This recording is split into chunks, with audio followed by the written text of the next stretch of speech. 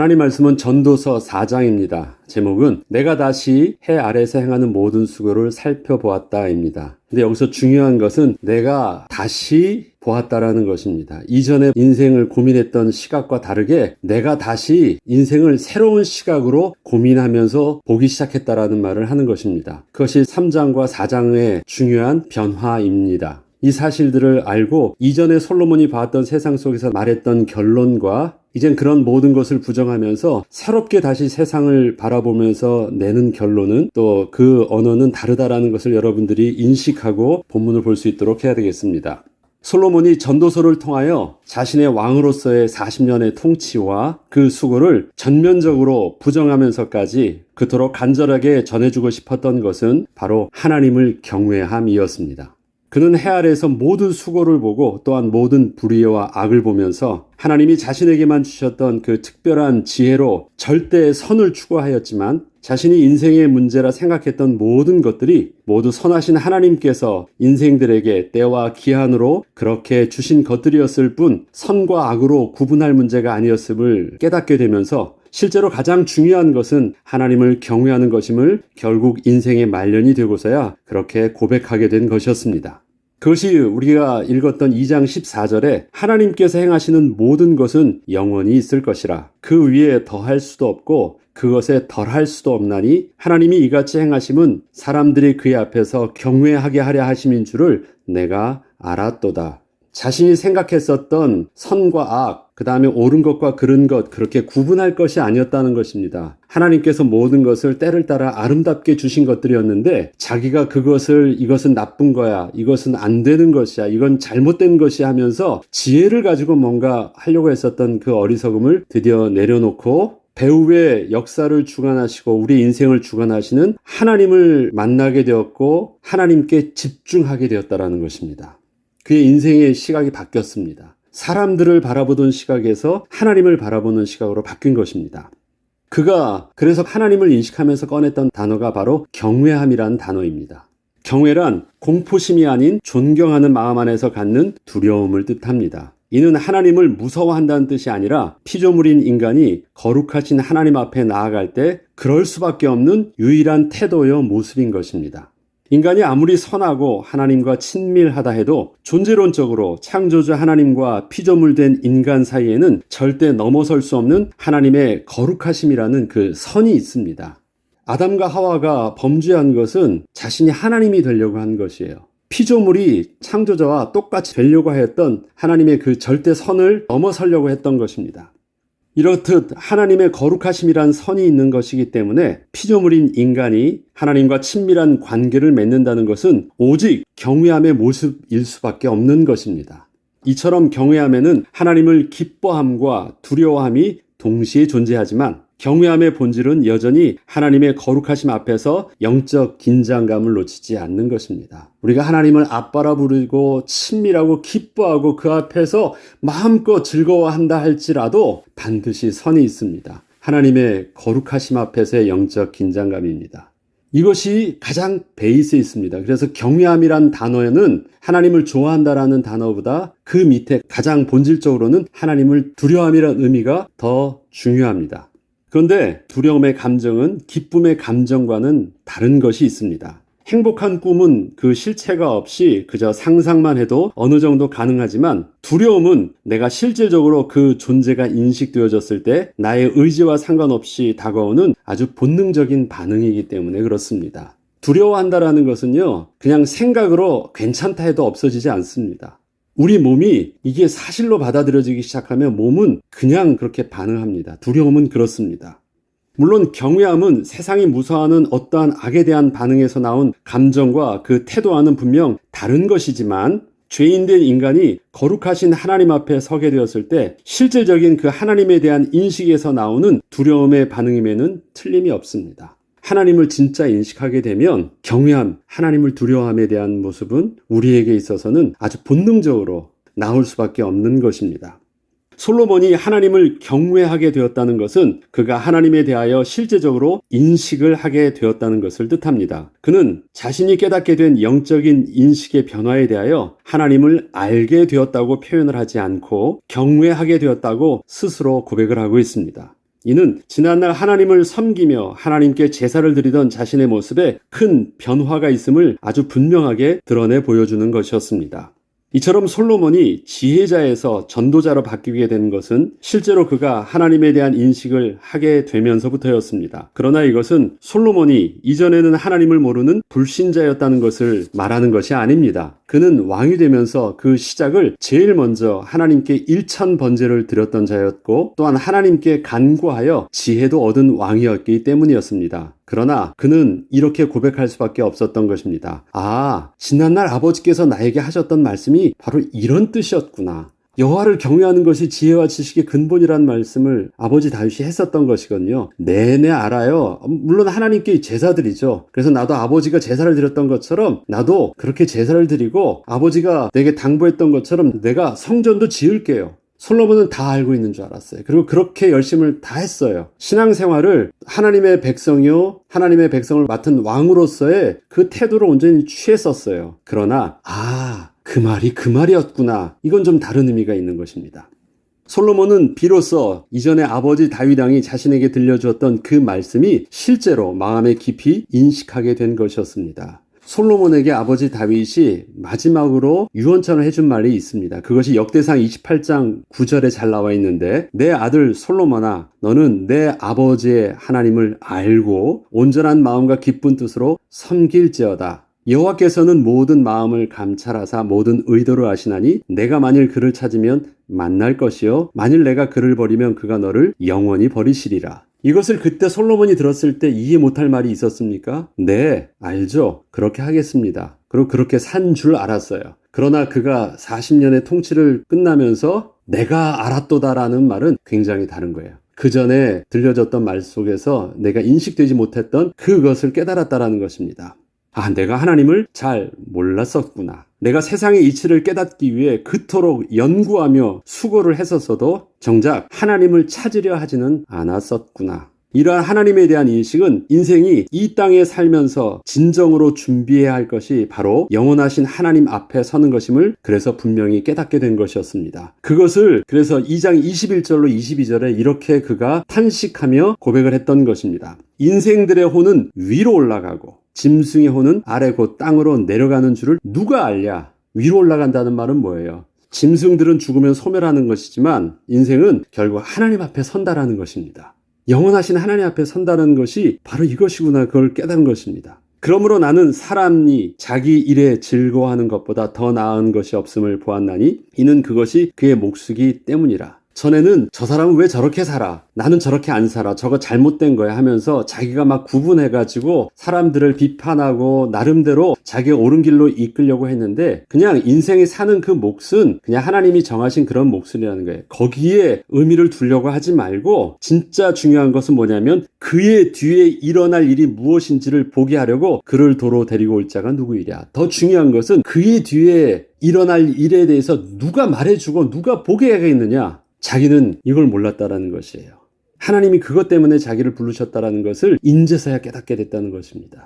이러한 하나님에 대한 분명한 인식이 되면서 그는 그동안 그토록 참된 지혜를 얻고자 바라보았던 세상을 이제는 전혀 다른 눈으로 다시 살펴보게 되었습니다. 옛날에 보았던 인생 있죠. 자기가 봤던 인생은 전 선이고 악이고 지혜고 우매고 정의고 불이고 봤던 그런 것과 다르게 하나님을 경외하는 인식 속에서 세상을 다시 바라보면서 새롭게 재정리하기 시작한 것입니다. 4장부터 그는 세상과 똑같았던 자신이 세상을 변화시키려 했던 모습에서 벗어나 하나님의 시선으로 세상을 바라보게 된 모습으로 다시 한 번 더 세상을 바라보기 시작한 것입니다.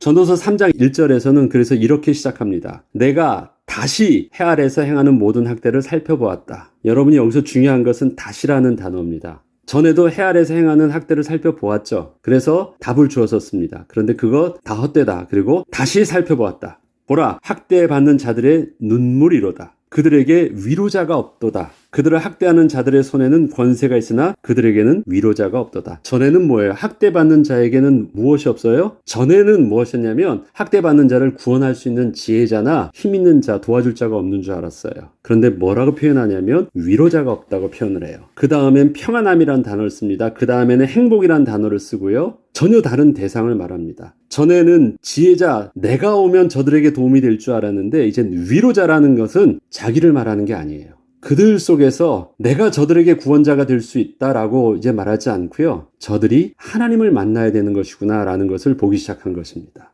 그래서 자기는 이젠 전도자가 될 수밖에 없었음을 그렇게 고백하고 있는 것입니다. 저들에게 위로자가 없도다. 솔로몬은 이전에는 선과 악의 개념 속에서 가해자와 피해자를 보았고 정의와 불의를 보면서 인생에 지혜가 없어서 그런 모순과 어리석음에 빠져 있는 줄 알았었습니다. 그러나 가만히 살펴보니 그것은 지혜의 문제가 아니라 바로 인생의 위로자 대신 하나님을 만나지 못해서 발생한 인생의 문제였음을 그렇게 보게 된 것이었습니다. 솔로몬이 복은 하나님을 만나는 것임을 보게 되면서 세상에서의 가해자나 피해자나 모두 하나님을 만나지 못하여 인생에 참된 평안이 없다는 것에 대해서는 저 둘이 똑같다라는 것을 보게 되었습니다. 전에는 다르게 보았어요. 그러나 그 둘이 똑같아요.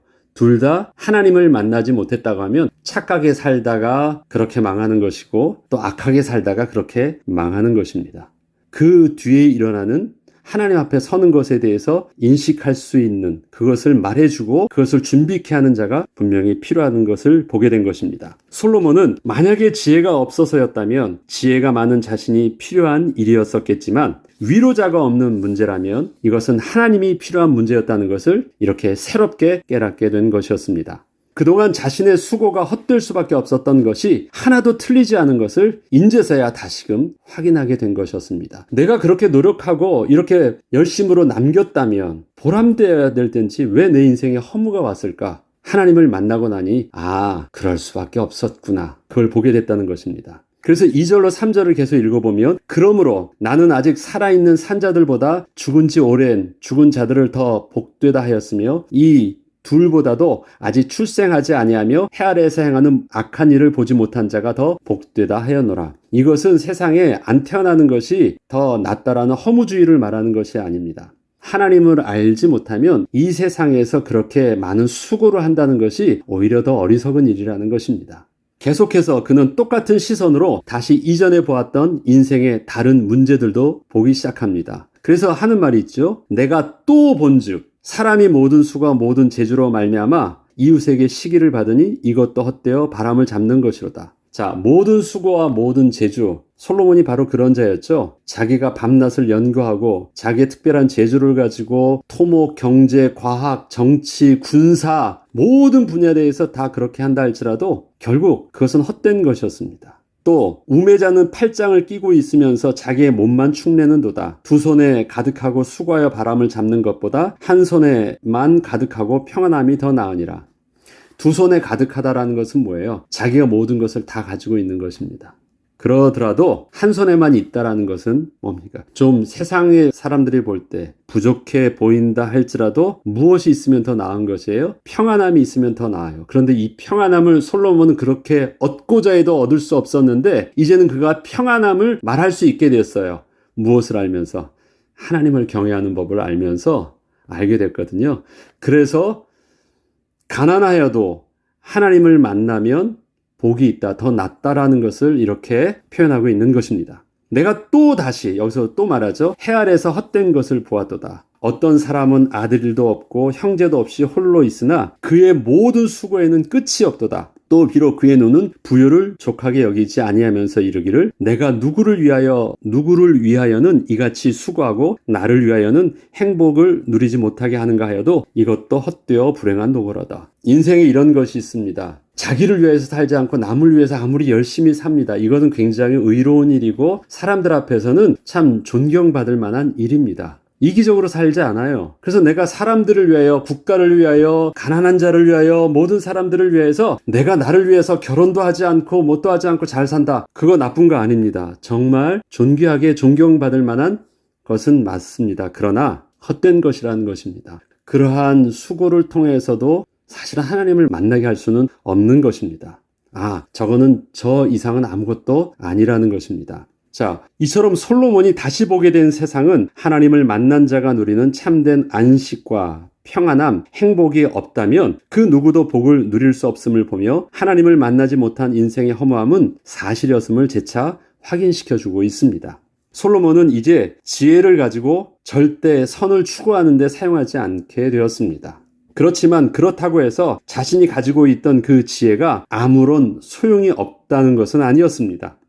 하나님을 알지 못하는 지혜는 아무 쓸모가 없는 것이었지만 하나님을 경외할 줄 아는 자들에게 있어서 지혜는 정말 세상을 더 풍성하게 살 수 있게 하는 좋은 것이었기 때문이었습니다. 이 때문에 솔로몬은 하나님을 경외함 속에서 지혜를 다시 가르칠 수 있게 되었던 것이었습니다. 이전에는 어떤 모습이었습니까? 지혜가 전부다. 지혜면 모든 문제를 해결할 수 있다라는 개념이었거든요. 그래서 그 지혜를 가지고 절대 선을 추구하려고 했습니다. 아니에요. 하나님을 아는 것은 그 지혜 문제가 아닌 것입니다. 그래서 하나님을 아는 그 비밀 안에서 자기의 지혜를 하나님이 주신 은혜 가운데 사용하면서 이젠 권면을 하고 있습니다. 이 지혜의 내용은 이전에 했던 권면과 달라 보이지 않지만 이 지혜를 말하는 솔로몬의 모습은 완전히 다른 모습 속에서 지혜를 지혜답게 사용하고 있습니다. 자, 보죠. 두 사람이 한 사람보다 나음은 그들이 수고함으로 좋은 상을 얻을 것임이라. 맞는 말이죠? 혹시 그들이 넘어지면 하나가 그 동물을 붙들어 일으키려니와 홀로 있어 넘어지고 붙들어 일으킬 자가 없는 자에게는 화가 있으리니 또 두 사람이 함께 누우면 따뜻하거니와 한 사람이면 어찌 따뜻하랴. 한 사람이면 패하겠거니와 두 사람이면 맞설 수 있나니 세 겹줄은 쉽게 끊어지지 아니하느니라. 이건 잠언서에서 나오는 내용과 같습니다. 이거 잠언의 내용이에요. 그런데 왜 이걸 솔로몬이 전도자의 말로써 왜 또 이것을 말할까요?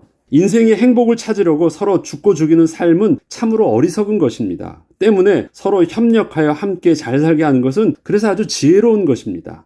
솔로몬은 이것을 단지 삶의 방식으로서 지혜를 이렇게 가르치고 있습니다. 무슨 말입니까? 하나님을 경외함에 대한 개념과 지혜라는 것을 나누어 가지고 이것을 가리키고 있습니다. 그 뒤에 내용을 보면 좀 더 이해가 됩니다. 그 다음에 뭘 또 이야기하냐면 가난하여도 지혜로운 젊은이가 늙고 둔하여 경고를 더 받을 줄 모르는 왕보다 낫다. 이 누구를 얘기하는 것 같아요? 다윗과 사울왕을 말하고 있는 것입니다. 사울왕은 경고를 듣지 않았죠. 다윗은 경고를 들을 줄 아는 자였습니다. 사울왕은 사무엘의 경고를 듣지 않았습니다. 다윗은 나단 선지자의 경고 앞에서 무릎 꿇을 줄 아는 자였습니다. 사울왕은 그 배경이 그래도 유력한 가정의 아들로 태어났습니다. 다윗은 그냥 목동의 아들로 태어났습니다. 그는 자기의 나라에서 가난하게 태어났을지라도 감옥에서 나와 왕이 되었음이니라. 내가 본즉 해 아래에서 다니는 인생들이 왕의 다음 자리에 있다가 왕을 대신하여 일어난 젊은이와 함께 있고 그의 치리를 받는 모든 백성들이 무쇠했을지라도 후에 오는 자들은 그를 기뻐하지 아니하리니 이것도 헛되어 바람을 잡는 것이로다. 그런데 지금 이 사울왕과 다윗 이것을 말한 이유는 또 그 앞에 그 지혜를 말한 이유는 따로 있었습니다. 분명히 솔로몬은 자신의 아버지 다윗왕과 사울왕을 비교하면서 자신의 아버지는 하나님을 경외함이 있었고 지혜가 있었기에 비록 사울왕보다 그 배경이 못하였어도 가장 존경받는 훌륭한 왕이 되었다는 것을 말하고 있었습니다. 그렇지만 지혜는 지혜일 뿐이라고 하면서 지혜가 그 이상의 절대 가치는 아님을 분명히 말하고자 한 것이 있습니다. 결국 시간이 지나면 그 훌륭했던 왕도 잊혀질 것이기 때문에 그렇습니다. 지혜를 통해서 또 권면의 말을 들을 수 있었고 훈계의 말을 들을 수 있어서 실패하지 않고 훌륭한 왕이 될 수 있었어요. 그렇지만 지나고 나니까 그것도 잊혀지는 것이에요. 그러니까 거기에는 뭐예요? 그냥 지혜는 지혜일 뿐인 것이에요. 그것이 영원한 절대 선, 절대 진리는 아닌 것이라는 것을 말하려고 하는 것입니다. 지혜 좋은 것, 이 땅에 살면서 순종하고 배우고 그대로 따르면 좋은 것이야. 훨씬 더 유익하게 잘 살 수 있을 것이야. 그러나 그것을 인생의 전부로 그것만 추구해가지고는 답이 없어. 이 말을 하고 싶은 것입니다. 지혜는 배워야 하고 정말 지혜롭게 살 수 있도록 노력해야 하는 것이 맞습니다. 그러나 인생은 반드시 하나님을 만나야 합니다. 우리의 신앙은 삶의 지혜로 접근할 문제가 아니라 하나님을 경외하는 영적인 인식이 그래서 무엇보다도 중요한 것입니다. 우리가 설교할 때 하나님의 말씀을 묵상해야 되는 이유가 여기에 있습니다. 설교를 통해서 많은 사람들이 좋은 말, 훈계하는 말을 막 잘해주면 그것이 내게 깊은 심오한 깨달음이 있고 마음의 감동이 있어요. 그러면 그것이 설교가 될 것 같습니까? 하나님을 만나는 것은 그런 지혜의 말로 되는 것이 아닙니다. 하나님을 만나는 것은 거룩하신 성령의 역사가 일어납니다. 성령의 역사는 하나님의 말씀 속에서만 일어납니다. 사람의 지혜 속에서 일어나는 것이 아닙니다. 솔로몬은 이것을 나중에서야 깨닫게 됐어요. 옛날엔 자긴 지혜면 다 될 줄 알고 그토록 지혜서를 많이 적었거든요. 지혜자가 필요한 것이 아니구나. 인생 뒤에 있을 하나님 앞에 설기 위해서는 그래서 전도자의 메시지가 필요하구나. 뭘 말해요? 하나님을 인식하게 하는 메시지가 필요하구나. 그것을 그토록 말한 것입니다. 나 솔로몬은 전도자가 되어 이렇게 말하게 되었다. 그것입니다. 그래서 다음 장, 이젠 이 4장을 거쳐서 5장을 나갈 때 드디어 본론이 나오는 것이 무엇입니까? 너는 하나님의 집에 들어갈 때 내 발을 삼갈지어다. 딱 드디어 경외함의 모습으로 완전히 이젠 언어를 확 바꿔버립니다. 그러면 왜 이 전도서에서 1, 2, 3, 4장 나오면서 5장으로 이 언어가 바뀌는지 알게 돼요. 그 성경에 읽는 그 흐름을. 여러분이 한번 1장부터 다시 한번 읽어보십시오. 그냥 읽어보면 처음에는 이게 왜 솔로몬이 5장에 그렇게 말을 하게 되는지 잘 이해가 안 되는데요. 솔로몬이 그 생각이 바뀌고 그 문맥의 흐름들을 잘 보다 보면 솔로몬이 드디어 본론은 이렇게 말하기까지 앞에 헛되다고 하는 것부터 쫙 이렇게 말을 써왔다는 것을 이해하게 될 것입니다. 다음 시간에 계속해서 그래서 정말 전도자의 음성들을 5장을 통해서 읽도록 또 묵상하도록 하겠습니다. 기도하겠습니다. 하나님 아버지, 솔로몬은 하나님을 인식하게 되며 또 하나님을 경외하게 되면서 자기가 똑똑한 줄 알고 그토록 세상을 바라보며 또 가르치고 지혜자의 말로 그렇게 표현했던 모든 것들을 이제 하나님 앞에서 부끄러워하며 내려놓게 되었고 다시 인생을 바라보며 재정립하게 되었습니다. 하나님을 알지 못하는 인생, 하나님을 알지 못했던 삶의 지혜들은 얼마나 미련한 것인지 철저하게 솔로몬이 고백했던 것처럼 우리들도 하나님을 경외함 속에서 나를 다시 바라보게 하시고 우리의 인생을 바라보게 하시며 우리가 그렇게 가르쳤던 우리의 삶의 수고와 교훈을 다시 바라보며 혹시 하나님께서 우리의 인생을 통해서 그건 미련한 것이었다라고 말씀하신다면 우리가 내려놓고 하나님 앞에서 다시 시작할 수 있는 믿음의 결단과 용기를 허락하여 주옵소서. 그리하여서 늦어 보이지만 늦지 않은 새로운 시작을 할 수 있는 은혜가 있게 하여 주옵소서. 감사드리며 우리 주 예수 그리스도 이름으로 기도합니다. 아멘.